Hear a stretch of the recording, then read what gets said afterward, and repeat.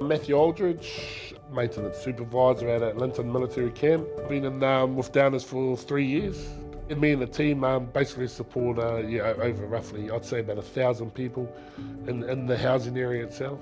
Owning the outcome, I mean, that is important. The guys are really, like my teams, they're pretty good at it, like the quality of work and things like that. And they do take responsibility for what they do. You know, if there's any issues that do pop up, we really go out to sort that out as well. And if we need to do extra work on the work or whatever that's been done, we'll carry that out as well. If they think the standard's not as good as what it should be, but most of the time it's pretty good, I'd say. Yeah. We've had a job where we had to go back, so we owned it, we took responsibility for it, said, yeah, okay, that wasn't up to the standard it should have been, so we owned it, went back, did a good job, client checked it, said, yeah, this is a lot better, this is what we're after, and you know, just talk to the guys, you know, we've got to keep that standard if we're doing things like this, and just owning that, I suppose.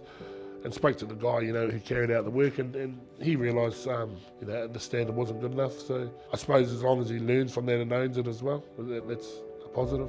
I do take satisfaction in helping out the families, I really do. Like, you know, there is something like when you go to someone's house and you know their partner's overseas and they've got small kids and the deck doesn't have, it's just an example, it doesn't have a rail, so they're falling over, you know, it's a potential dangerous for them. So our carpenter will put up a rail for them and, you know, make it safe for them, and, you know, they're happy for that, and it's just good to know that, you know, you can walk away from the job thinking, hey, we helped out and the kids, you know, safer than what they went for. It's just things like that. It's I suppose satisfaction for me as well.